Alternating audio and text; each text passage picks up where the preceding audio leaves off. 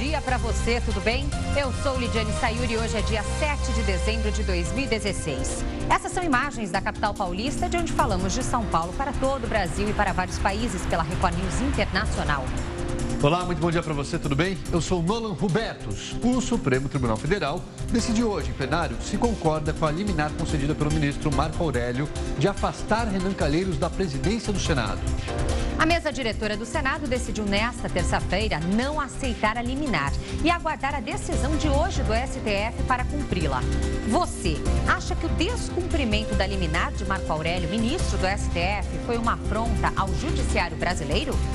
Isso é o que a nossa enquete de hoje quer saber. Para votar, entre nas redes sociais, sempre utilizando a hashtag #LinkRecordNews. Agora vamos aos outros destaques de hoje. Operação Lava Jato, ex-primeira-dama do Rio de Janeiro e mulher de Sérgio Cabral passa a noite em presídio após se entregar à polícia. Tragédia com o avião da Chapecoense, diretor da companhia aérea Lamia e outros 2 funcionários da empresa são presos na Bolívia. No noticiário internacional, terremoto causa destruição e pelo menos 97 mortes na Indonésia. Divida sua opinião com a gente, participe do nosso jornal, porque começa agora a primeira edição do Link Record News.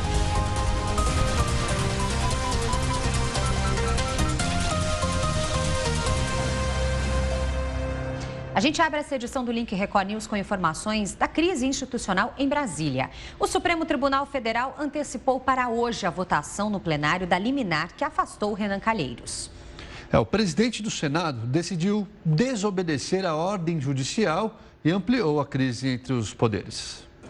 Renan Calheiros não aceitou assinar a notificação que o afastaria da presidência do Senado. O vice, Jorge Viana, pediu então prioridade para a ministra Carmen Lúcia, presidente do Supremo. Com todo este cenário, a ministra decidiu atender ao pedido. O recurso do Senado ao ministro Marco Aurélio vai, nesta quarta-feira, ser analisado pelo plenário. Será o primeiro item da pauta. No recurso, o Senado pede que a decisão de afastar Renan do cargo seja reconsiderada. Num outro julgamento, no dia 1º deste mês, o Supremo obteve maioria para proibir réus de permanecerem na linha sucessória do presidente da República. O julgamento foi suspenso após Dias Toffoli pedir mais tempo para estudar o caso e ainda não tem data para ser concluído.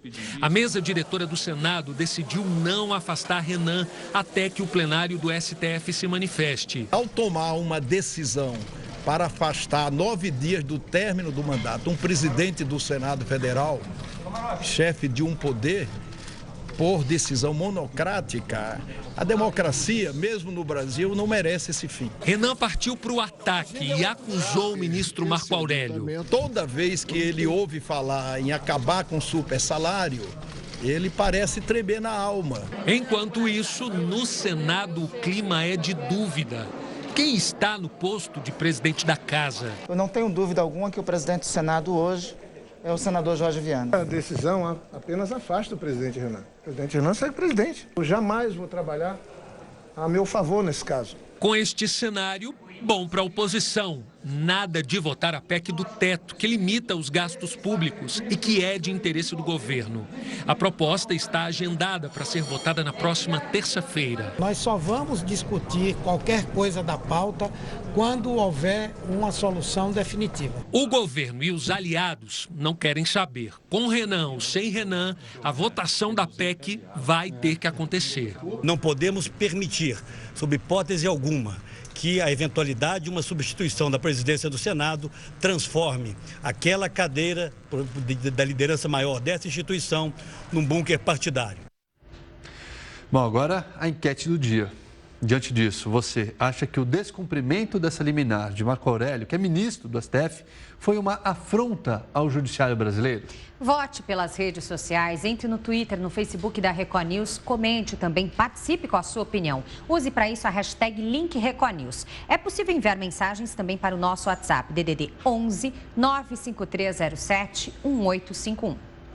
Ainda nesta edição do Link Record News, uma análise sobre esse caso do presidente do Senado em uma entrevista com uma professora de Direito Constitucional da PUC de São Paulo.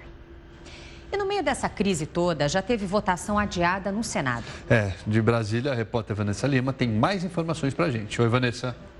Olá, pessoal do Link Record News. Com a sessão desta terça-feira cancelada, a votação do projeto sobre abuso de autoridade foi adiada. 22 senadores pediram para retirar a urgência do projeto. Eles querem que a medida saia da pauta de votação e seja analisada pelas comissões. Mas o relator Roberto Requião disse que o relatório já está pronto e que vai tentar votá-lo ainda nesta semana no plenário. O projeto, que sugere punição para juízes e membros do Ministério Público, é defendido por Renan Calheiros, mas criticado por representantes do Judiciário. No último domingo, milhares de pessoas protestaram em pelo menos 10 cidades contra a punição e em apoio à Operação Lava Jato. Voltamos ao estúdio da Record News. Obrigada, Vanessa, pelas informações. Pelo menos 30 pessoas ficaram feridas em um confronto entre servidores estaduais e policiais militares no Rio de Janeiro. O tumulto foi durante mais uma votação do pacote para tentar aliviar a crise financeira do Estado. De um lado, policiais impediam o acesso ao Palácio Tiradentes, sede da Assembleia Legislativa do Estado. Do outro, servidores revoltados contra um Estado que atrasa salário. Eles estão roubando todo o meu salário. Eu preciso de você para me mandar comida. Bombas de gás lacrimogênio foram lançadas nos manifestantes. Em resposta, fogos de artifício contra os PMs. Policiais dispararam tiros de balas de borracha. Os manifestantes revidaram com bombas de fabricação caseira. Das janelas, mais bombas e tiros de borracha foram disparados contra os servidores. O cheiro de gás invadiu o plenário da Alerj. Aqui dentro, quer dizer, nós estamos protegidos aí numa redoma, mas lá fora tem pessoas feridas. Enquanto aqui do lado de fora o clima foi de guerra, lá dentro os deputados começaram a votar as medidas anticrise apresentadas pelo governo do estado e chamadas pelos servidores de pacote de maldades.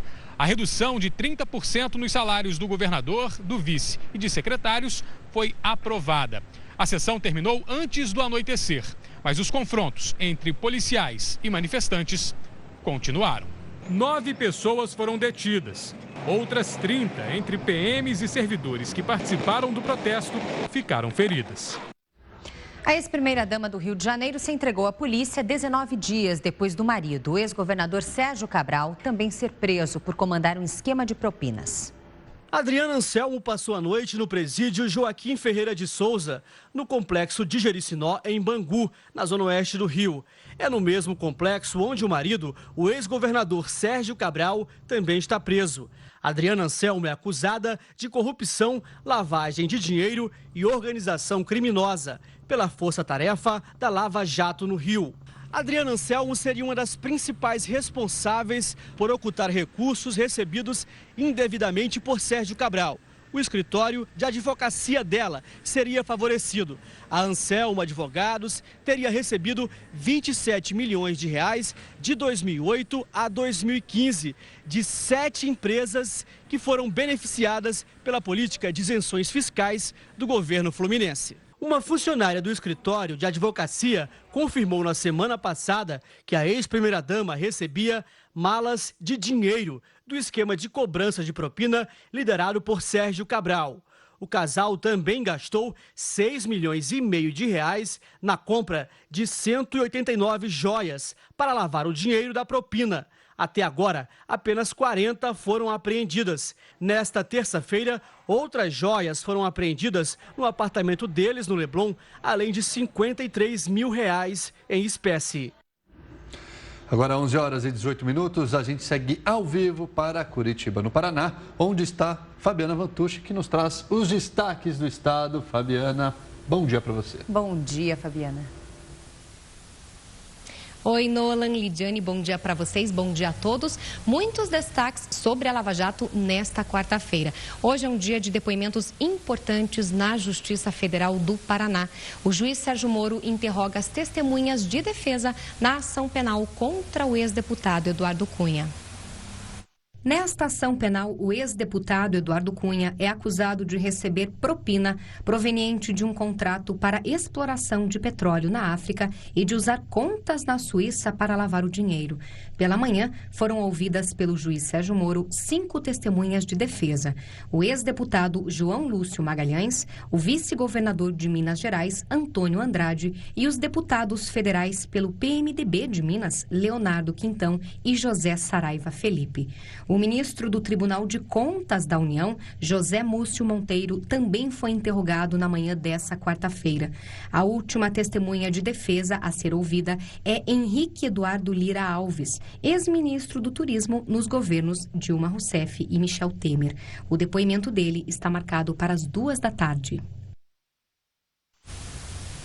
E ainda sobre a Lava Jato, a Justiça do Paraná aceitou a denúncia do Ministério Público contra o ex-deputado federal André Vargas e mais 3 pessoas. Agora, eles viram réus em um novo processo da operação. Além de André Vargas, também viram réus em uma nova ação penal da Lava Jato, o irmão dele, Leon Vargas, o empresário Marcelo Simões e a contadora Meire Posa. Esta é a 3ª vez que André e Leon Vargas viram réus em um processo decorrente da Lava Jato.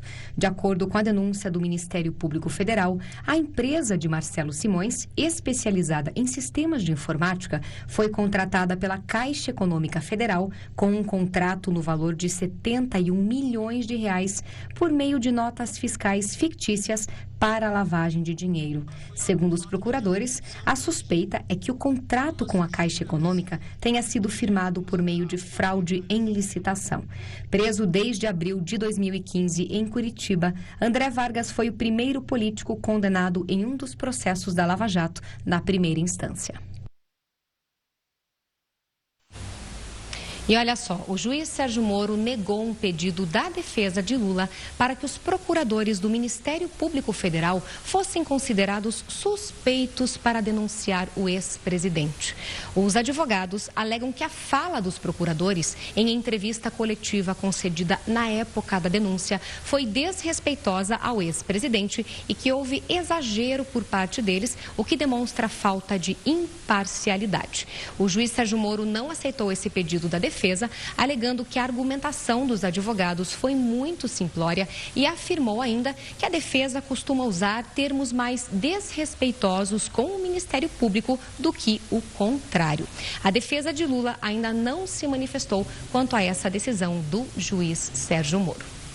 E esses foram os destaques de hoje aqui do Paraná. Nolan e Lidiane, voltamos com vocês aí no estúdio. Bom trabalho a todos. A gente se vê amanhã. A gente se vê amanhã.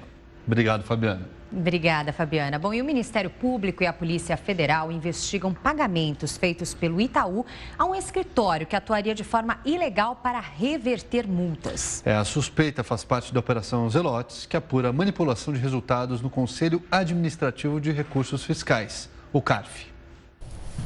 Documentos, arquivos e computadores apreendidos nos escritórios de uma das maiores instituições financeiras do país estão sob análise de peritos.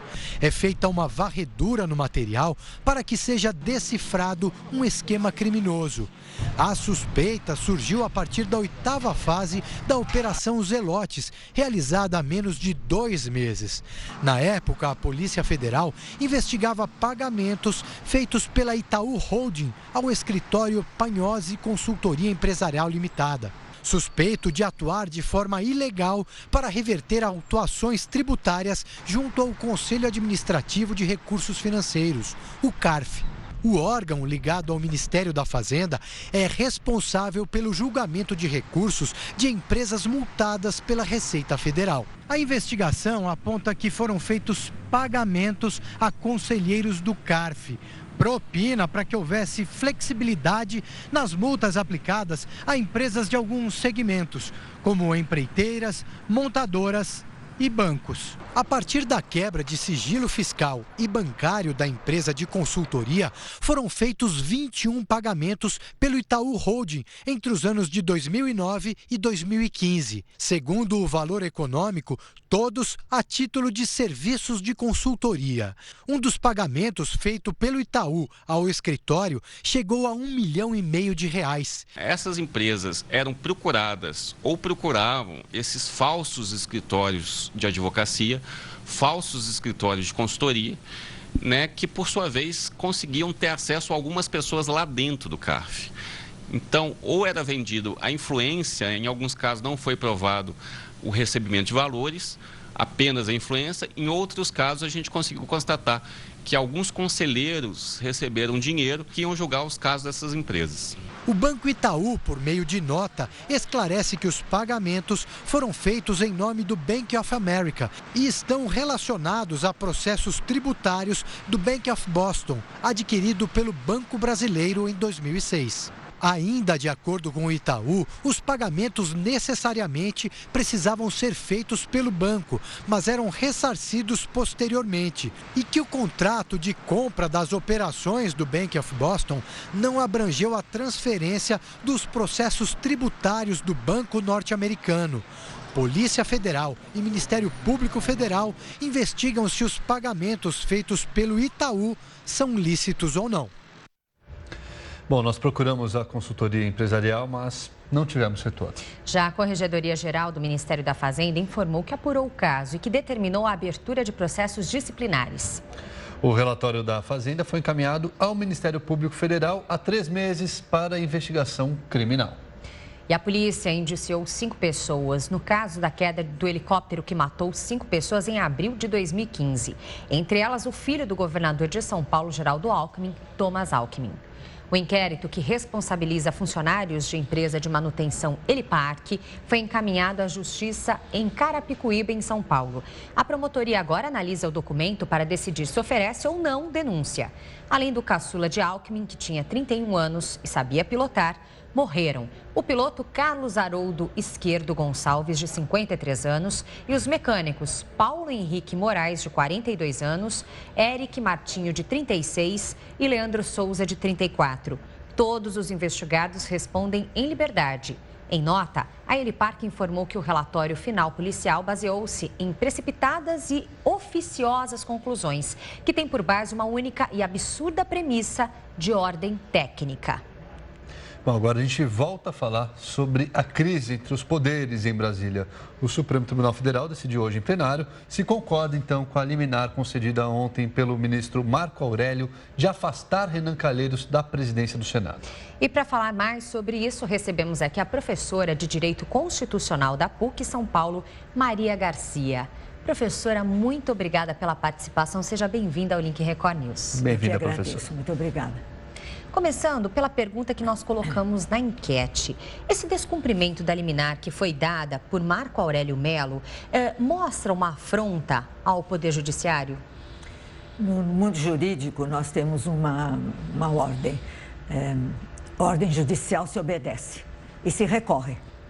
Se obedece e se recorre. Então, agora o ministro, ao meu ver, ele extrapolou o seu poder judicial. Porque tanto no caso de perda de mandato, por falta de decoro parlamentar ou por sentença criminal transitada em julgado, quem julga é a própria Câmara ou o próprio Senado. O Poder Judiciário não interfere. Ou seja, o parlamentar é julgado pelos seus pares. Isso está na Constituição, no artigo 55. De modo que aguarde-se uma sentença criminal para então os pares julgarem o presidente do Senado. Essa é a ordem constitucional. Mesmo se tratando da linha sucessória, porque esse foi o argumento do Partido Rede, pedindo esse afastamento da presidência, não do Senado, de Renan Calheiros. Mesmo porque a Constituição não distingue. Ele já está em linha sucessória, mas para a perda do mandato ou afastamento, tem de ser julgado pelos seus pares. É o que diz a Constituição. É por isso que a gente pode entender melhor, então, a pressa que os parlamentares têm em apreciar a medida de abuso de autoridade? Sem dúvida, isso acontece também. Sem dúvida, isso acontece. Agora, em cima disso que a senhora disse, apesar essa medida liminar foi dada pelo ministro Marco Aurélio, eles devem se reunir hoje em plenário no STF para decidir. Então, sim, será comunicado ao Congresso e o Congresso vai decidir se afasta, se há perda, até perda de mandato do parlamentar. Mas é o Congresso que vai decidir. O próprio Congresso. Mesmo se hoje, então, o STF entender que a medida do Marco Aurélio é ok, quem decide isso é o Congresso. Ele deve comunicar ao Congresso. Entendi. Os pares julgam os seus pares. Não será automático, então? Não significa que o Renan já vai ser afastado? Não deveria ser, porque, veja bem, o poder, a gente fala os poderes, mas é um hábito que nós temos. Na verdade, eles exercem funções estatais. O poder realmente pertence ao povo. Está no parágrafo único do artigo 1º. Todo o poder emana do povo, que o exerce por seus representantes ou por via direta. Então, na verdade, o Congresso representa o povo. Na verdade, o presidente executa as leis em nome do povo. E o judiciário dirime os conflitos em nome do povo. E o povo é o grande esquecido da questão. As questões devem ser submetidas ao povo. Agora, professora, com base nessa discordância, então, descumprimento dessa liminar, qual é o poder que uma liminar, a partir de agora, passa a ter? Ela perde completamente o seu efeito? Sim, porque vai haver a manifestação total do Supremo hoje. Então, o Supremo é que vai falar. A liminar perderá ou não o seu efeito. E aqui, por exemplo, então, se o Judiciário não deveria ter interferido nesse caso, porque os pares julgam os pares, a quem o partido Rede, nesse caso, poderia ter recorrido? Ao Supremo, sem dúvida, mas não se eles pedirem a liminar, fazer o julgamento do pedido. Aguardar, então, que o julgamento fosse feito. O Judiciário se manifestando por seu total. Na verdade, que nós temos problema no Brasil é uma grande falta de educação política. Não é? Dos poderes devem trabalhar independentes e harmônicos entre si. Isso é o que diz a Constituição. Então, eles são independentes, cada um no papel que a Constituição lhe determinou. Mas deve trabalhar harmonicamente, em benefício do país. O que a gente percebe, isso é o que não está acontecendo. Então, o porquê, então, há essa divergência e pressa? Parece que um poder quer atropelar o outro. Ultimamente, a gente percebe isso acontecendo em diversas questões, não só políticas, mas como, por exemplo, o caso do aborto, uma decisão que teve isolada há pouco tempo. Por que acontece isso, professor? Porque se transforma num poder pessoal. A vaidade. A pessoa encontra, o parlamentar, ou o judiciário, o presidente, acham que o poder é deles. E não é. O poder é do povo, do conjunto de cidadãos. Então, eles devem exercer independentes, cada um nas atribuições constitucionais que estão escritas. É só ler. E harmonicamente, em benefício de uma sociedade justa, livre e solidária, como quer a Constituição. Na verdade, é uma transgressão constante da Constituição que nós temos no Brasil. E é o maior documento que nós temos. É um pacto social e político ao qual devemos obedecer. Agora, como que a gente volta, então, se é que um dia a gente já teve uma relação harmônica entre os poderes? Cada um exercendo o seu poder discretamente dentro das atribuições constitucionais. Mas a gente consegue fazer isso agora? Como que a gente faz isso hoje? Olha, essa crise que a gente está vivendo. Que estamos vivendo uma crise, que eu acho muito salutar. Eu, com a idade que tenho, eu nunca vi no Brasil fazer o que está fazendo. As pessoas que devem vão presas, que devem algo à sociedade vão presas, vão ser julgadas, presas. Isso eu nunca vi. Sempre se abafavam os escândalos. Então, estamos vivendo um momento de saúde legal, constitucional. A gente está doente, mas vamos ficar bem. Então, a crise, me dizem que a palavra chinesa para crise também significa oportunidade. Então, uma oportunidade que nós temos de lavar os nossos problemas, as nossas doenças políticas e sociais para um Brasil melhor, como todos queremos, afinal de contas. Professora, então, essa questão com relação ao Renan Calheiros vai ser apreciada hoje e aí sim vai acontecer o julgamento no STF. Nos trâmites constitucionais, eu creio sim. Tenho confiança. Uma vez que saia a decisão, por exemplo, pelo afastamento, sim, então, de Renan, essa decisão é comunicada ao Congresso? Congresso. E o Congresso vai tomar uma decisão a respeito disso. Recebe a decisão e deve cumpri-la, porque decisão judicial se cumpre. se cumpre, porque aí não há recurso de nada, é cumprir ou não, mas é o Congresso que vai apreciar a falta de decoro, no caso parlamentar, ou uma sentença criminal transitada em julgado, ou seja, da qual não caiba mais recurso. Então não cabe Supremo, mais recurso. Não, Supremo. Sim, a instância máxima falou, de poder. É. Quem que assume, então, aí a partir daí, caso... Porque existe essa expectativa de que realmente o Supremo concorde com essa liminar, até por conta dessa briga entre os poderes. Quem que assume a partir daí? Quem for o vice. Está na Constituição. O problema é esse, que nós nos recusamos a cumprir a ordem constitucional. O vice assume e vai ter, por sua vez, também de trabalhar dentro das especificações constitucionais, que nós temos uma grande resistência contra isso. Mas nós temos um caso também confuso, porque temos aí o Viana, Jorge Viana, que sinaliza a possibilidade de renunciar, já que caso aconteça o afastamento de Renan, ele não se disse preparado, então, para assumir a presidência da casa. Lembrando que Viana é investigado na Operação Lava Jato. Se, por acaso, ele renunciar, chegaria, então, a Romero Jucá, que foi afastado em maio por ter tido aí escutas, gravações vazadas com o ex-presidente da Transpetro, onde ele falava que alguma coisa teria que ser feita, pactos poderiam ser propostos para conter a Operação Lava Jato. Em que mãos estamos? Lidiane, você está mexendo num problema muito sério também do interesse público brasileiro. É que os parlamentares, eles têm a prerrogativa de o partido ou eles pedirem a sustação dos processos e continuam no mandato. Isso é um absurdo, é contra o princípio republicano. Já falei, já escrevi, muitos juristas já escreveram. E há um projeto de lei, de emenda, tirando essas prerrogativas. Porque, veja bem, o processo fica assustado. Então, não há uma sentença transitada em julgado. Se não há uma sentença, não há como o Congresso apreciar a perda do mandato, o afastamento dessa pessoa. É realmente um conflito muito sério. E seria bom que essas pessoas que dizem renunciar porque não está preparado, que não tivessem se candidatado. A gente lembra que na época...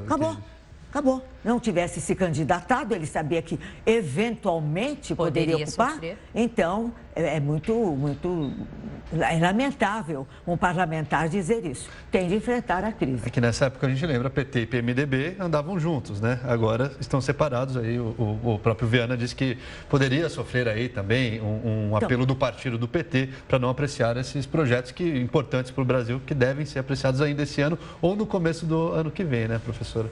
E aí ele pode renunciar do nada, ele não tem que ter um motivo específico para a renúncia, só o fato de não estar preparado, ele pode renunciar? Que é isso, realmente.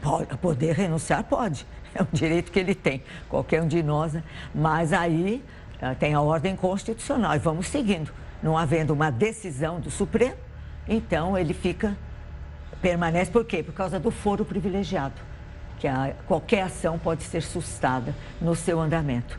E a questão de ter alguém como réu na linha de sucessão, como é que fica essa questão com a saída ou não do Renan, já que a possibilidade de quem assuma também não é a mais positiva agora, né? Sem dúvida que não é. Eu acredito que eles entrem que os poderes se conscientizem que não podem deixar o país dessa maneira, com tantas dúvidas, tantas interrogações, e que nós tenhamos um período até 2018 que possamos trabalhar em paz neste país. Certamente haverá uma solução dentro das leis, dentro da Constituição. Vamos ver o que acontece. Agora, só para a gente encerrar, o Renan Calheiros, de qualquer maneira, caso o STF não valide, de repente, essa liminar do Marco Aurélio, ele terá mais 9, 10 dias aí como presidente do Senado, porque eles entram em recesso.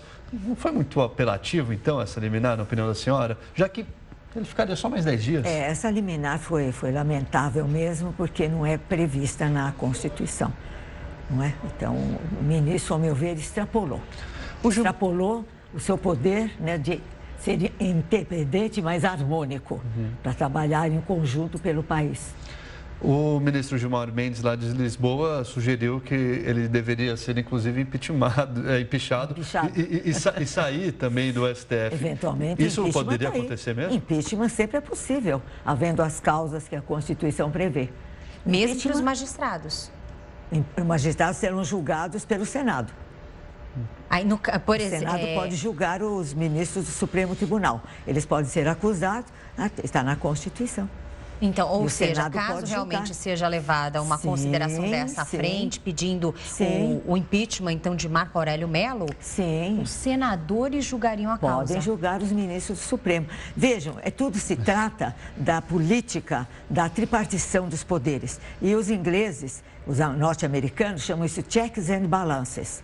Então, tudo tem que caminhar de acordo com a Constituição, mas um limitando o outro dentro da sua independência, harmonicamente. O problema, vou repetir, é um problema de educação política, que nós não temos. Porque o que é política? Política é governar um país. Governar a polis. Principalmente pela população, né? Política é governar o país. E os três poderes estão aí para governar o país, cada um na área da sua atribuição. Mas como falta uma educação política para nós, já desde dos bancos escolares, a criança já pode aprender alguma coisa sobre a Constituição, sobre o país, pode aprender adequadamente. E nos falta isso. Na verdade, o povo brasileiro é um analfabeto político. Não conhece parte da sua Constituição que todos devíamos conhecer. Ela tem uma parte técnica que só para quem estuda direito mesmo. Sim. Mas ela tem uma parte de fácil acesso popular. Os direitos e garantias, os deveres da cidadania. Isso não acontece no Brasil, desde sempre. Talvez porque seja até mais interessante para todos que ocupam o poder que a população continue analfabeta politicamente. Sem dúvida. Um grande professor da USP, Sampaio Dória, eu fiz USP, foi meu professor, que ele diz que nas autocracias, que são os governos fortes, quanto mais ignorante o povo, melhor. Porque ninguém conhece os seus direitos, mas nas democracias, quanto mais educado o povo na escola da liberdade, melhor. E ele diz que a educação é o problema básico da democracia. É o problema básico. Você resolve a educação, você resolve uma porção de problemas. Com certeza, mais educação política para todos. Professora, muito obrigada pelos esclarecimentos. Um ótimo dia e seja sempre bem-vinda aqui ao Link Record. Muito obrigada. Tenha um bom dia também. Obrigada. Excelente dia para a senhora. Bom, a gente segue nesse assunto aqui, inclusive foi a pergunta da nossa enquete, né? Você acha que o descumprimento da liminar do ministro Marco Aurélio por parte ali da mesa diretora do Senado em manter Renan Calheiros como presidente foi uma afronta ao judiciário? Você pode votar pelas redes sociais, hashtag Link Record News, ou então também pelo nosso WhatsApp. O telefone vai aparecer na sua tela, o DDD é o 11 95307 1851. E a gente já tem participação aqui na tela, Lidiane. Vamos conhecer de onde vem aí as primeiras mensagens que nós recebemos. A primeira vem lá de Minas Gerais, região do Patrocínio. Lúcia compartilha com a gente. Com certeza é um desrespeito não cumprir a ordem. Acredito que não passa de mais uma manobra corrupta. Obrigada, Lúcia, pela sua mensagem. A gente tem mais uma aqui do Kleber, de Alvorada, Rio Grande do Sul. É uma afronta ao judiciário. Se isso não é abuso de autoridade, não sei o que significa. Aí o questionamento do Kleber. Muito obrigado, Kleber. Lá de Maceió, Alagoas, vem a mensagem do Carlos. Com certeza é uma afronta. Não tenho dúvidas disso. Não significa que ele seja melhor do que qualquer outro cidadão só porque é presidente do Senado. Obrigada, Carlos. A gente tem mais uma participação aqui do Ayrton, de Campinas, interior de São Paulo. Renan Calheiros desrespeita e ignora a vontade da maioria dos brasileiros. Aí a opinião do Ayrton. Ayrton, obrigado pela sua participação. Tem mais participação agora da região de Serra, no Espírito Santo. O Gildo compartilha o seguinte: é claro que é uma afronta ao judiciário brasileiro. Renan Calheiros não está acima da lei, é o que diz o Gildo. Faça como eles, então, participe, colabore aí com a sua participação, o que você pensa sobre o assunto e vote também na nossa enquete pelas redes sociais, hashtag Link Record News, ou utilize o nosso WhatsApp a todo momento durante a nossa programação e até a segunda edição do Link Record News, o resultado oficial da enquete do dia para você. Só lembrando então, por conta dessa cobertura especial que a gente vai fazer a partir das 2 da tarde, então o STF julga essa liminar, a gente vai com uma programação especial, então. Começa às 2 horas da tarde para você acompanhar essa sessão do Supremo Tribunal Federal. Excepcionalmente, hoje, então, o programa Escola do Amor Responde vai ser exibido à 1 hora da tarde. Vamos mostrar agora o drama de uma família que teve a casa invadida por um homem que tinha acabado de fugir de uma penitenciária. Uma mãe e a filha de apenas 6 anos foram feitas reféns. Um policial na janela esperando a chance de falar com o criminoso. Área totalmente isolada, viaturas por toda parte. A prioridade era negociar com o homem que mantinha 2 reféns, uma mulher de 32 anos e a filha de 6. O apenado Paulo César dos Santos Vieira, de 31, invadiu a casa depois de fugir da penitenciária estadual do Jacuí, onde cumpria o regime semiaberto. Ele encontrou a casa vazia e teria tentado roubar uma moto para fugir. Mas mãe e filha chegaram bem na hora e ele decidiu iniciar um cárcere privado. Nós estamos com a informação que pode ele estar com um revólver e uma faca. Marido e pai das reféns, Elianai estava no trabalho quando foi chamado às pressas. Minha sogra tinha me ligado, falou que tinha alguém que estava fazendo minha filha de refém.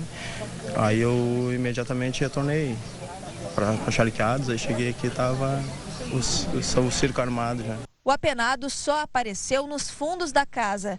Os PMs faziam o cerco enquanto o comando da operação tentava o diálogo, na presença do pai da menina. Foram necessários alguns minutos e a primeira refém foi solta. Sofia foi liberada. A Brigada Militar conseguiu negociar a liberação da menina, que sai nos braços da policial. Familiares se emocionaram com a chegada da menina.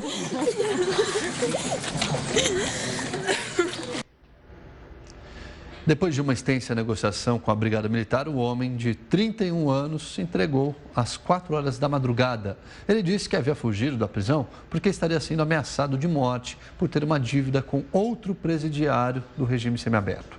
Ele tem condenações para cumprir 48 anos de prisão. A mãe, que ficou durante 17 horas como refém, foi liberada sem ferimentos, ainda bem. E agora uma reviravolta no caso do modelo Lucas Gameiro, acusado de participar da morte da namorada Larissa. Esse crime, a gente lembra, chocou o país. O Lucas era acusado de ajudar o amante, que é um empresário, a planejar a morte da Larissa. Só que agora a justiça absolveu o Lucas e disse que a morte da estudante foi toda planejada pelo amante do modelo. Veja na reportagem do dia. A Justiça de Extrema, no sul de Minas Gerais, concluiu que o modelo Lucas Gameiro não participou de um crime que chocou o país, a morte da namorada Larissa, uma estudante universitária de 21 anos. Ela foi encontrada morta com sinais de tortura depois de um falso sequestro planejado pelo patrão de Lucas há 1 ano. O modelo Lucas Gameiro, absolvido pela Justiça por falta de provas, namorava a universitária Larissa Gonçalves Souza, de 21 anos, na época do crime, rodeado por mistérios. Em 23 de outubro de 2015, Larissa foi considerada desaparecida. Foram 11 dias de buscas. A polícia investigava a hipótese de sequestro. Para os investigadores, ela poderia ter sido confundida com a filha de um empresário da pequena cidade de Extrema, no sul de Minas Gerais. Até que o corpo dela foi encontrado em um ponto da cidade considerado turístico. Começou aí uma investigação policial para desvendar o mistério. Larissa tinha sido vista pela última vez perto da rodoviária da cidade. Ela costumava deixar o carro lá para pegar o ônibus até a universidade em Bragança Paulista, cidade a 30 quilômetros de Extrema. Essas imagens de câmeras de segurança foram essenciais para a investigação. O vídeo mostra o carro de Larissa minutos depois que ela foi levada pelos sequestradores. A partir dessas imagens, a polícia confirmou a suspeita de que essa mulher tinha sido contratada para matar a jovem. Nas imagens, ela aparece dirigindo o carro, enquanto o homem ameaçava a vítima no banco de trás. Os dois receberam R$1.000 para sequestrar e matar a estudante. Quem contratou o casal foi o empresário José Roberto. Ele era dono de uma loja de roupas, onde o namorado de Larissa, Lucas, trabalhava como modelo. A polícia logo descobriu que Lucas mantinha um caso amoroso com o empresário Roberto. O mandante do crime foi preso e confessou. Pagou pela emboscada por ciúmes. Disse que queria Lucas só para ele. A loja onde os dois se conheceram foi atacada por moradores da pequena cidade. José Roberto afirmou à polícia mais de uma vez que tudo também foi arquitetado por Lucas. Ele não queria revelar a verdadeira opção sexual e muito menos o segredo que existia entre os dois. Na época, o modelo foi considerado suspeito e chegou a ser preso. Mas até agora não existem provas sobre a participação de Lucas. Os outros 3 suspeitos de envolvimento na morte da estudante vão a júri popular. O homem que aparece dentro do carro no dia do sequestro, Valdeir Bispo dos Santos, vai ser julgado por assassinato e ocultação de cadáver. Ele também é acusado de estupro. Já a mulher, a técnica de enfermagem Rosiane Rosa da Silva, que teria ajudado a sequestrar Larissa, será julgada por participação no caso. A data do julgamento ainda não foi marcada. Enquanto isso, os 3 suspeitos continuam presos. E a análise desse caso com o nosso comentarista de segurança, Renato Lombardi.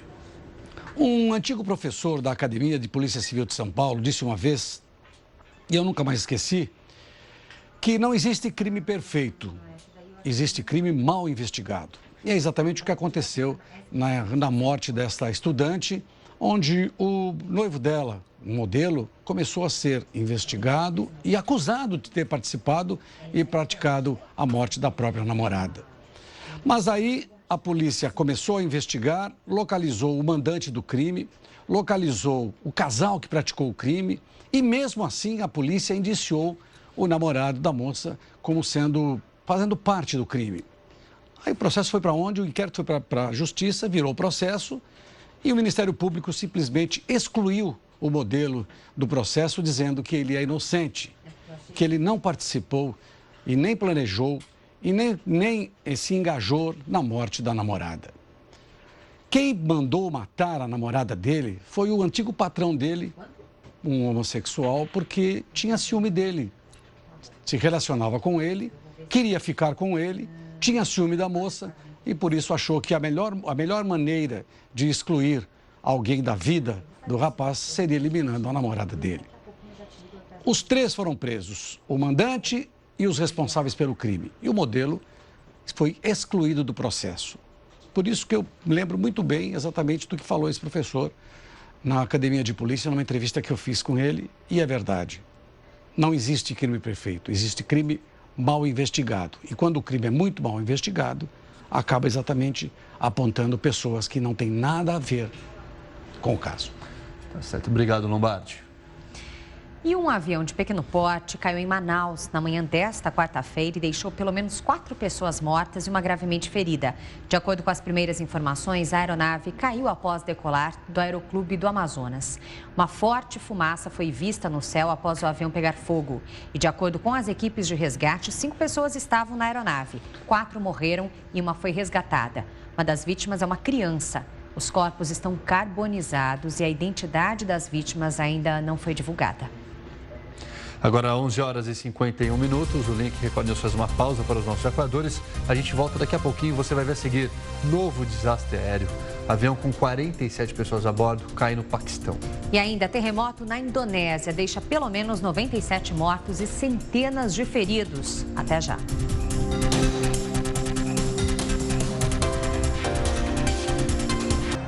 Meio-dia e 8 minutos, horário brasileiro de verão. Link Record News de volta na sua tela. De volta e com interatividade. Hoje todos estão aí surpresos com a medida que foi dada, a liminar que foi dada pelo ministro do Supremo, Marco Aurélio Mello, de afastar Renan Calheiros da presidência do Senado e surpresos também por Renan não ter acatado essa decisão.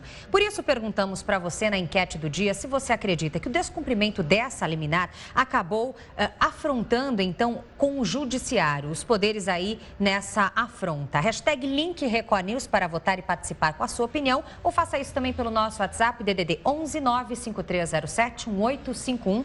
Tem participação. Tem participação, bastante gente participando com a gente. Vamos ver? Quem que chega agora é o José de Mauá, São Paulo. É uma afronta e uma vergonha. Ninguém está acima da lei. Essa é a opinião do José de Mauá. José, obrigado. Tem também a participação da Simone, de Areia Branca, Rio Grande do Norte. Claro que é uma afronta. Os políticos acham que são os donos do país. Tá aí o recado da Simone. Obrigada pela participação. Fábio de Manaus, sim, com certeza. Como pode alguém descumprir uma liminar?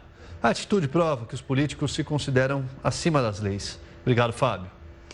Tem agora a mensagem do Rogério, de Betim, Minas Gerais. É uma falta de respeito com as leis. Mais um exemplo que nossos representantes só querem fazer o que é favorável para eles. Obrigada, Rogério, pela sua participação. O José de Cabo Frio, Rio de Janeiro, um grande desrespeito, demonstração de arrogância, soberba e abuso de autoridade. Essa é a opinião de José. Você também pode participar com a gente, #LinkRecordNews, você manda lá a sua opinião, ou então pelo nosso telefone, pelo WhatsApp, olha aí, 11 95307 1851, você adiciona o Link Record News como seu amigo aí nos seus contatos e envie para a gente sua mensagem, a gente lê ao vivo aqui. Bom, agora a gente segue falando sobre política, mas dessa vez com relação aos nossos pequenos, as crianças. A gente viu neste fim de semana muitas delas em manifestações pelo país. E aí, isso é correto? Como explicar para elas o que está acontecendo? E aí, para falar sobre isso, a gente convida aqui a nossa colunista e neuropsicóloga, Débora Moss. Débora, muito obrigado pela sua presença aqui no Link Record News. Boa tarde. E aí, Débora, como que a gente explica para as crianças o que está acontecendo no nosso país, por que elas devem ir com a gente, exercer ali o direito democrático e as suas? Por quê? Olha, as crianças, estamos fazendo isso por elas, na verdade, né? Porque o gigante acordou, mas ainda está espreguiçando. E eu acredito que quem vai colher os frutos vão ser as próximas gerações. Não sei se nós ainda vamos ver grandes mudanças, apesar de que estamos caminhando para isso. Então, a política faz parte da vida de todos nós, inclusive das crianças, né? Então, é importante que essa macro política do Brasil seja apresentada para as crianças numa linguagem infantil, claro, mas trazendo realidades da vida delas, cotidianas. Então, como é que se organizam os poderes, os controles na vida delas, né? Na escola tem a diretora, no condomínio tem o síndico, que não deixa elas brincarem em qualquer lugar, mas que é uma decisão que não é dele, é uma decisão que foi, é um consenso de todos que moram ali. Então, isso precisa ser mostrado, apresentados para as crianças. Elas estão batendo panela, mas elas sabem por que elas estão batendo as panelas, por que elas gritaram fora Dilma, elas sabem quem é Dilma, né? Porque fica uma coisa muito, o bem e o mal. Vamos deixar o bem e o mal para as histórias dos contos de fadas. Agora é uma questão prática, uma questão que está acontecendo e que os pais vão colocar muito das suas convicções, né? Das suas opiniões, mas deixando aberta a discussão, deixando aberta a reflexão. Não impondo, né? Tá bom que, claro, as crianças vão participar e, ao lado dos pais, vão ter uma determinada posição. Mas é importante, então, deixar claro o porquê aquilo está acontecendo. Sim. E não passar uma posição fanática, porque Sim. O que a gente percebia até um pouco antes do impeachment, algumas crianças que não sabiam nem quem era Dilma, sim, quem era PT, sim. E realmente proferindo aquelas expressões com muita raiva, né? Talvez reflexo, certamente, que eles viam ali em casa. E isso não é saudável. Sim, porque a ideia não é doutrinar as crianças. É permitir que sejam cidadãos que possam refletir e que as informações que estão por aí, é importante que elas saibam que não são verdades absolutas. É importante pesquisar, saber do que se trata, né? Não falar, né, sem nenhum fundamento. Então, por mais que política e futebol nós não discutimos, mas é diferente você ter um time do coração e que você luta por ele, né, até o fim. E na política é importante que se tenham convicções menos fanáticas, né, que as coisas possam mudar conforme as circunstâncias. Tudo bem, a gente vai explicar, mas elas vão entender. E a partir de que idade que é legal começar a discutir política em casa? Olha, entender, as crianças entendem tudo, né? É claro que como ela absorve a informação vai ser diferente para cada faixa etária. Os pais estão assistindo o noticiário e elas estão escutando várias palavras. Manifestação, impeachment, estão escutando fora Dilma, né? E então elas pegam todas essas informações e criam enredos. Então, é importante que os pais, para cada faixa etária, vão destrinchando, né, tudo isso que elas estão ouvindo, né, e elas vão entender numa linguagem, fazendo importante, eu sempre uso muito das analogias, né, com as coisas que estão acontecendo na realidade maior, trazendo analogias do dia a dia, do cotidiano delas, né? Então, a gente vai falar de corrupção, a gente vai falar, olha, né, por exemplo, se o dinheiro que a mamãe está pagando à escola, né, a dona da escola pegasse uma parte para ela e não pagasse a sua professora. Você ia gostar disso? Então, trazer um pouco desses exemplos que fazem mais parte da realidade infantil. É, muito bom. Então, sempre mostrar com exemplos e palpáveis, né? Palpáveis. E quando a criança questionar um pouco mais, até que ponto realmente deve ser levada essa questão adiante e aí ser colocado assim o posicionamento dos pais? Olha, Lidiane, a partir do momento que elas têm demandas, é importante que se acolha essas demandas. E muitas vezes, até por conta da tecnologia, da internet, a informação está ali. Então, o adulto, ele é um mediador dessa informação. Então, pesquise junto. Olha que bacana, ela está interessada, ele está interessado. Vamos atrás de informações. Pesquise, filtrem, né? O que vem de fora, o que vem da internet. Nem tudo é verdade, né? Então, aproveita, né? O que a gente quer é que esse gigante que despertou faça dessa nova geração pessoas despertas, né? Pessoas espertas. Nós somos de uma geração em que o rouba mais faz. Chega, né? Então, não podemos mais ser tolerantes a isso. Então, vamos ensinar as nossas crianças a serem cidadãos ativos, né? O governo está aí para nos representar. Então, é importante que essas crianças sejam ativas nessa democracia que tanto, né, lutamos para isso. Agora há pouco, uma professora falou que é desde o berço realmente que há essa falta de política. Isso. Somos brasileiro analfabeto político. Isso. Então, talvez essa mudança comece talvez pelas ruas. É um sinal que algo deve melhorar, né? Sem dúvida. Débora, obrigada então pela sua participação mais uma vez. Eu que agradeço. Semana que vem. Até a próxima. Obrigado, Débora. Até semana que vem.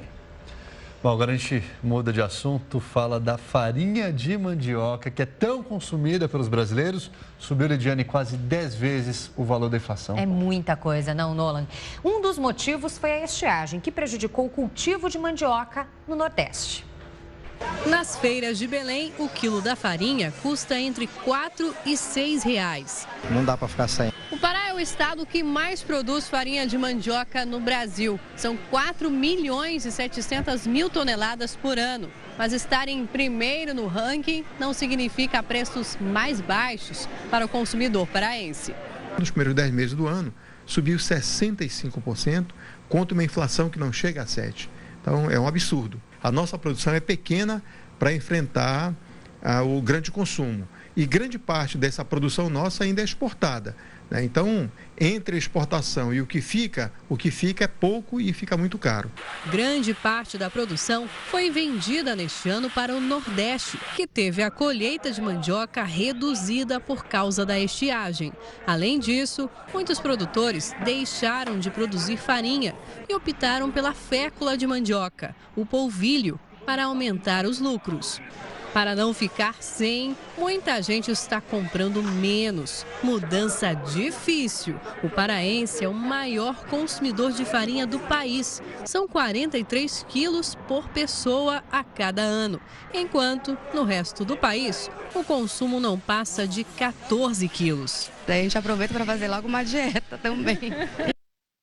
Estou preocupada com o preço agora da tapioca, que vai subir também, né? Não tem jeito. Não tem jeito, Lidiane vai ter que segurar aí, ou então pagar um pouquinho mais caro, comer menos vezes por semana, quem sabe. É a solução, né?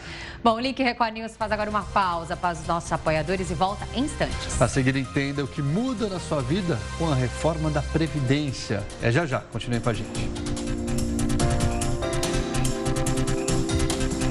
Meio-dia, 24 minutos, horário brasileiro de verão. Link Record News de volta na sua tela. De volta, Michel Temer afirmou hoje que a proposta de emenda à Constituição que limita os gastos públicos pelos próximos 20 anos vai ser votada seguramente em segundo turno no plenário do Senado Federal na próxima terça-feira, como prevê acordo entre os líderes da casa. E aí, será? Bom, Temer deu a declaração ao ser questionado por jornalistas ao final de um evento no Palácio do Planalto. O impasse em torno do afastamento de Renan Calheiros da presidência do Senado levantou dúvidas sobre esse cronograma de votações. E as mudanças anunciadas pela reforma da Previdência vão mexer e muito nos planos e no bolso do trabalhador. O projeto deve ser votado até junho na Câmara. Desempregado há 6 meses, José Fernando, de 44 anos, não faz ideia de quando vai poder se aposentar. O pedreiro contribui para o INSS há 15 anos e está preocupado com as mudanças propostas pelo governo. Eles têm de ver uma forma melhor, pelo menos dar emprego para o povo. Se deu emprego, a gente se vira, a gente espera chegar à aposentadoria, mas sem emprego é difícil. Pela regra atual, restam mais 20 anos para ele atingir o mínimo para se aposentar. Se a proposta de reforma for aprovada da forma como chegará à Câmara, José Fernando, em vez de 20 anos, teria que contribuir mais 34. No caso do José Fernando, ele começou a contribuir muito tarde, apenas aos 30 anos. Uma outra opção de aposentadoria para o pedreiro seria recorrer à idade mínima, 65 anos, com 15 de contribuição. Mas até isso pode mudar. A proposta prevê que quem quer se aposentar aos 65 terá que contribuir no mínimo por 25 anos. As pessoas vão ganhar pouco, não vão ter mercado de trabalho, vão contribuir sobre um salário mínimo aqueles que podem contribuir e vão reduzir muito o valor da aposentadoria. Reduzindo o valor da aposentadoria, você reduz o valor da renda. O governo diz que não há mais como adiar a reforma porque a população está envelhecendo. Por isso, a ideia é criar uma idade mínima para se aposentar, 65 anos para homens e mulheres. Hoje, vale a soma do tempo de contribuição com a idade, 95 para homens, 85 para mulheres. Uma regra de transição deve ser aplicada aos homens com 50 anos ou mais e mulheres com 45 ou mais. Só receberá o teto de R$ 5.189 quem contribuir por 49 anos. A pensão por morte, que hoje é de 100%, cai para 50% mais 10% por dependente. Trabalhadores rurais passarão a contribuir e as regras vão valer também para os funcionários públicos. Nada muda para os militares. Este advogado, especialista em direito previdenciário, teme os impactos sociais da proposta. Não se pode prejudicar toda vez a população e o mais pobre e deixar a sangria desatada de outro lado da própria Previdência. Como exemplo, eu cito aqui os imóveis e os bens que a Previdência tem e não administra. Geralda, de 45 anos, está preocupada. Ela se encaixa na regra de transição. Teria que trabalhar a mais, o equivalente à metade do tempo restante para se aposentar. Eu espero que não passe no Congresso isso. Idosos esperam horas por atendimento em ambulatório no litoral de São Paulo. Tudo porque o sistema que libera senhas prioritárias está com problema. A máquina que deveria emitir a senha preferencial está quebrada. Com isso, os idosos e portadores de deficiência que precisam de atendimento no ambulatório de especialidades estão sem prioridade. Eu fiquei mais de meia hora para pegar o prontuário. O rapaz pegou 5 pessoas na minha frente e eu fiquei esperando. Aí eu me cansei, eu falei, por favor, me meu prontuário, porque eu não aguento ficar em pé muita hora, porque eu tenho 2 meses e 10 dias que eu tive outro AVC. Quando eu vim pegar a minha senha, ela foi número 54. Se tivesse a preferencial, ela não seria 54. Perguntamos à atendente o motivo do problema. Ô, moça, tem senha aqui para os idosos? Não tem porque está quebrado. Está quebrado, essa maquininha só funciona normal só. Mas como é que faz o idoso que precisa de preferência? A gente deixa passar aqui na frente sem pegar senha. Ah, deixa? Deixa, mas só se eu estiver com mais alguma pessoa. Porque hoje, por exemplo, eu estou sozinho aqui. Aí o idoso fica esperando? Infelizmente, sim. Os funcionários chamaram até a Guarda Municipal para retirar nossa equipe do ambulatório. Mas os idosos contam com o respaldo do Estatuto do Idoso e também de uma lei federal, que ainda garante o atendimento prioritário para gestantes, pessoas com crianças de colo e portadores de deficiência. O Estatuto prevê esse atendimento prioritário e que deve ser efetivado em quaisquer órgãos, tanto públicos quanto privados. 3 adolescentes foram apreendidos pela polícia quando roubavam um motorista do Uber na Grande São Paulo. Eles marcam as viagens através do aplicativo e se passam por passageiros para atacar os motoristas. Mais de 30 pessoas já foram vítimas.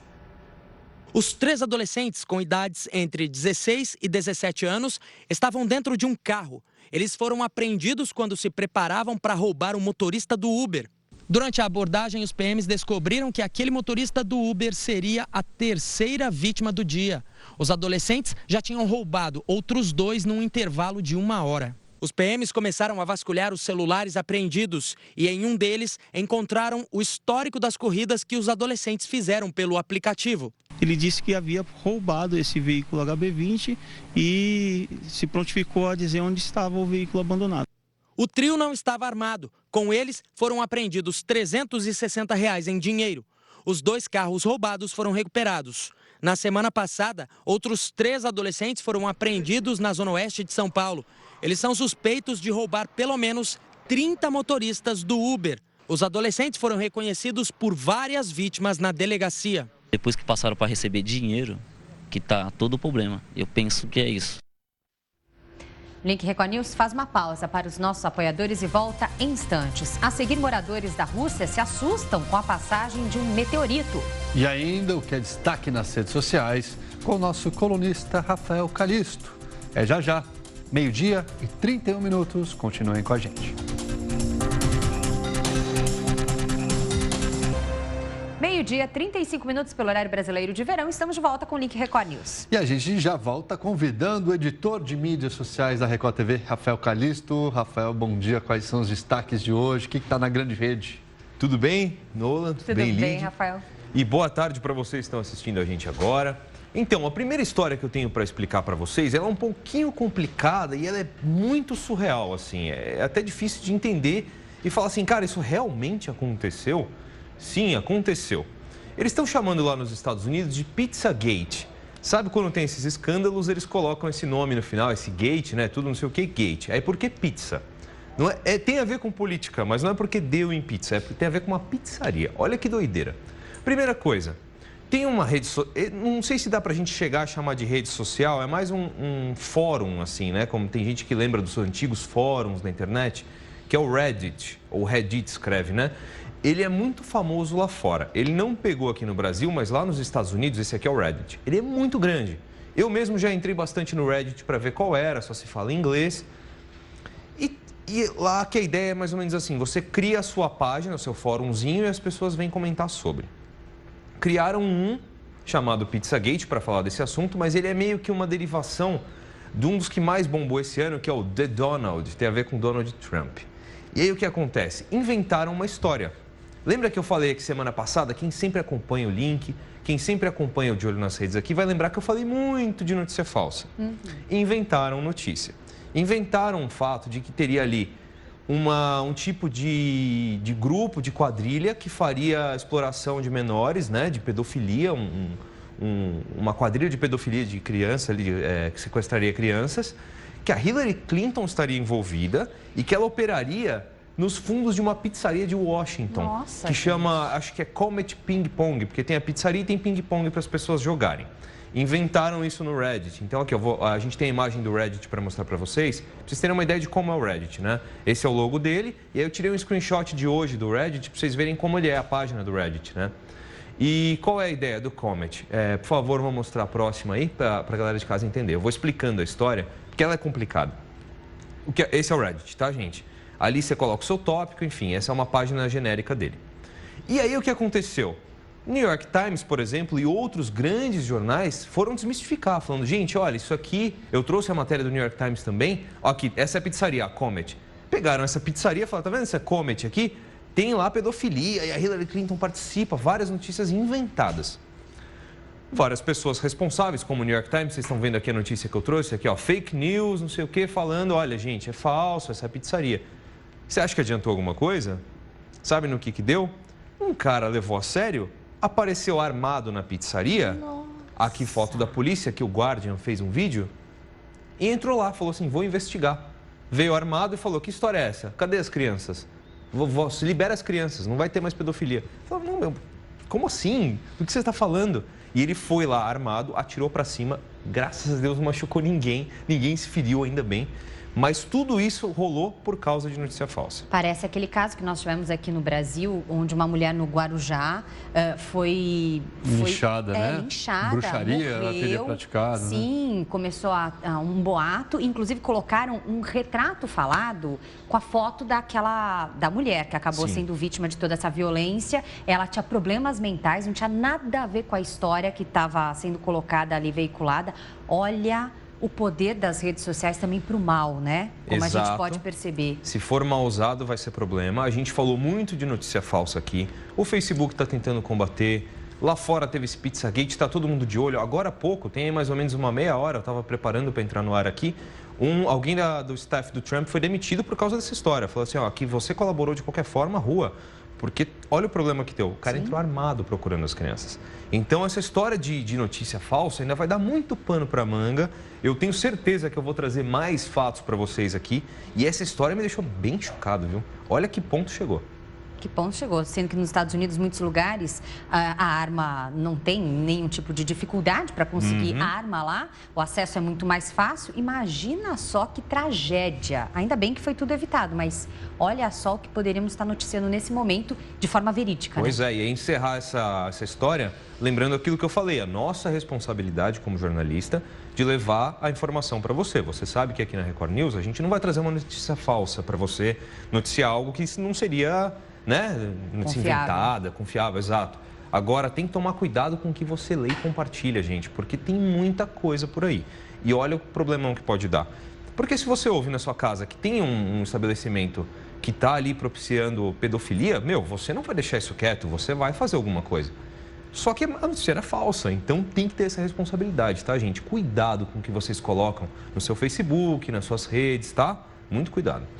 Ainda bem que nós não temos só notícias falsas, né? Tem coisa boa, Calixto. Mas essa é tão doida quanto, né? Essa eu demorei um pouquinho para trazer, porque eu queria saber o que aconteceu de verdade. Vai rodando o vídeo, eu vou explicando, dá uma olhada nisso. O cara vai até ali, o canguru tá dando um mata-leão, bem de luta livre mesmo, no cachorro dele. Aí ele vai lá, espanta, o cachorro foge. E ele olha pro canguru e dá um soco na cara dele, assim, um jab mesmo, de boxe. E o canguru se assusta. Ele fala, que isso? Eu tomei um soco.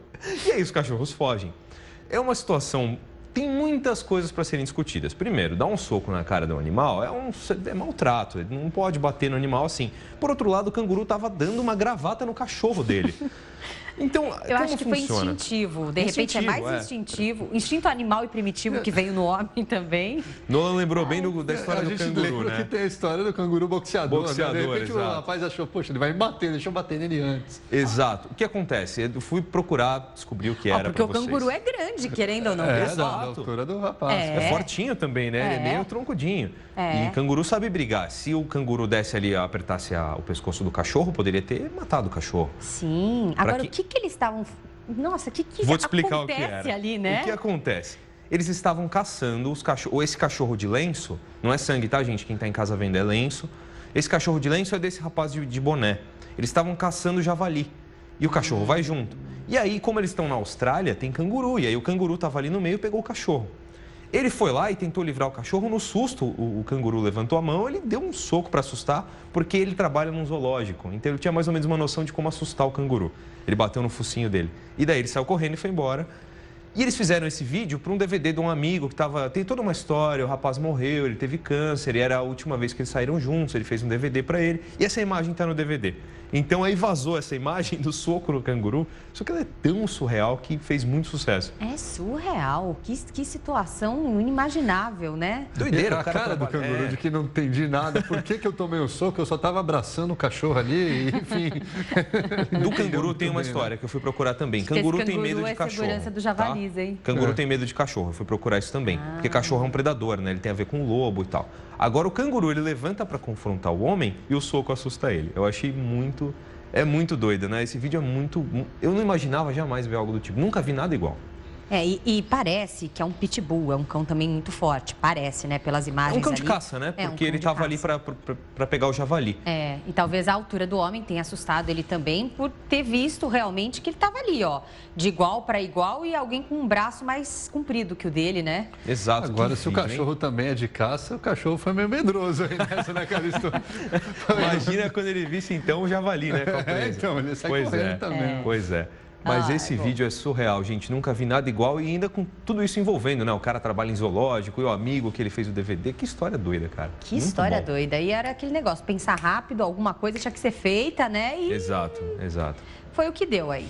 Esse vídeo muito curioso. E para encerrar, eu trouxe uma coisa que quem lembra deve ter visto aqui no programa. Eu trouxe há um tempo atrás os óculos do Snapchat. Eles têm 2 câmeras, eles são coloridinhos, eles são bonitos, são para jovens. Esses aqui que estão atrás de mim fazem vídeos de 10 segundos.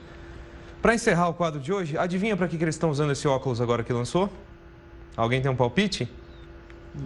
É claro que eles estão filmando suas relações íntimas com esse óculos. É óbvio, você acha que ia demorar para acontecer isso? Que ideia fantástica, hein? Que ideia fantástica. Então, assim, a primeira coisa que a pessoa pega, em vez de usar para algo que é útil, está começando a gravar ali o seu momento íntimo, na cama, com seu parceiro. O mais engraçado deve ser nesse momento usar óculos, né? Exatamente.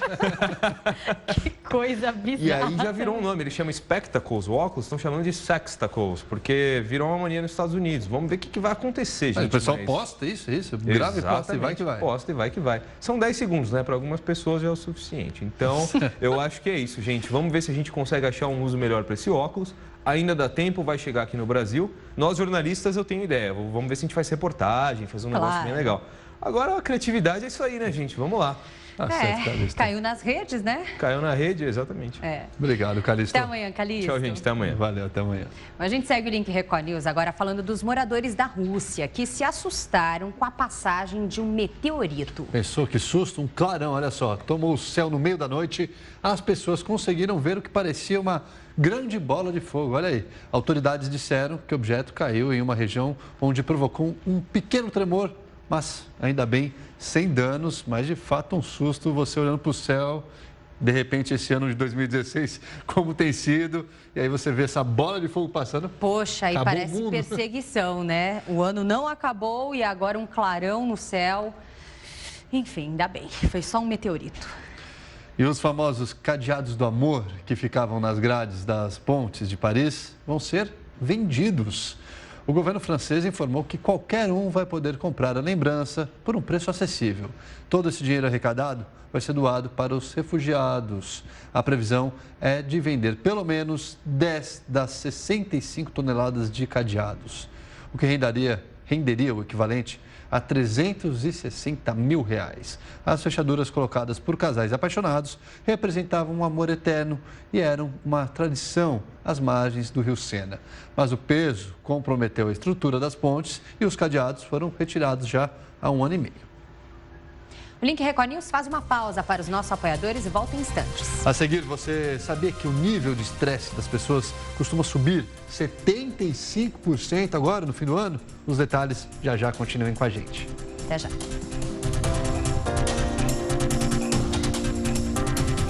Você está no Link Record News, 12h52. E o ano de 2016 termina daqui a poucos dias. E uma preocupação a mais para quem ainda não cumpriu todas as obrigações e projetos assumidos. Quem deixou para trás alguns planos sofre, Lidiane. Nolan, nessa época o nível de estresse costuma subir 75%, como mostra a reportagem da Elaine Cortez. Se você ainda não disse, certamente já ouviu. O ano voou. E tem gente correndo para fazer em menos de 1 mês o que deveria ter feito em 365 dias. Aquela sensação de que a gente não cumpriu as coisas que tinha, que pega vem aquela musiquinha, então é Natal que você fez. Bate uma angústia, né? Porque a gente tem vontade de fazer tanta coisa e entra ano, sai ano, cada ano você faz menos. Esse final de ano é muito corrido, é muita coisa, é prova, é vestibular, é festa, é muita coisa, é presente, é amigo secreto. E é assim para quase todo mundo. Para muita gente, a contagem regressiva já começou faz tempo. E os estudos apontam que nessa época, o nível de estresse sobe pelo menos 75%. É muita coisa. Será que existe uma fórmula de terminar o ano sem acabar com a saúde? O ano tá acabando. Sua cabeça tá tranquilinha para terminar esse ano? Não. Por quê? Porque eu tô apreensivo que eu queria fazer algumas coisas que não deu certo. Essa ansiedade, essa angústia que dá, no meu caso, afeta meu estômago.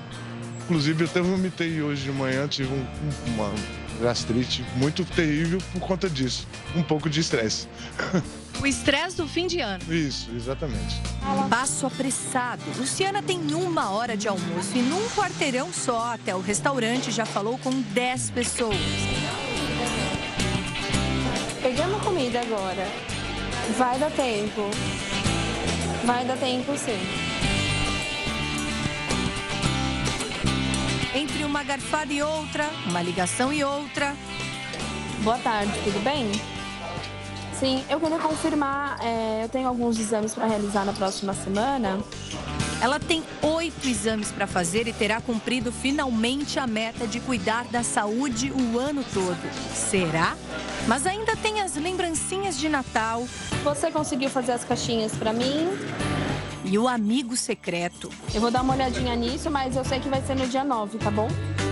Vocês perceberam? Todo mundo almoçando tranquilamente e a Luciana trabalhando na hora do almoço. Eu não queria interromper esse almoço, que já está bem tumultuado. Acontece que a agenda dela é tão cheia que esse é o único horário que eu tenho para fazer essa entrevista. É isso, né, Luciana? Há quanto tempo o seu almoço tem sido assim em função do final do ano? No final do ano sempre, né? Eu sempre brinco que a rotina da minha família de final de ano é bem pesada. A correria da Luciana começa no fim de outubro e só termina dia 4 de janeiro. Até lá, ela ainda vai almoçar muitas vezes nesse ritmo, esquecer de jantar, tomar o café acelerada e sentir muitas dores. Às vezes um pouquinho de dor nas costas, um cansaço físico, mas sente, né? O corpo sente. A ansiedade ocupa quase metade do ano, pensando só no fim dele. Tem aquela coisa do ano acaba em agosto, né? Passou agosto, o ano corre e a gente não consegue dar conta de todos os compromissos. Tem essa pressão, sim, tanto dos compromissos profissionais, compromissos pessoais. A pessoa começa a ficar ansiosa também. Ela começa a ver, às vezes, outras pessoas obtendo coisas que planejaram e ela ficando para trás. E ela começa a se comparar com os outros. Não tem que comparar com ninguém. Você tem que ser melhor do que você foi ontem. A única competição é com você mesmo. Christian já foi assim e quase encerrou a vida antes de acabar com os compromissos aos 19 anos de idade. Hoje, o especialista em produtividade ensina o gerenciamento do tempo para milhares de pessoas.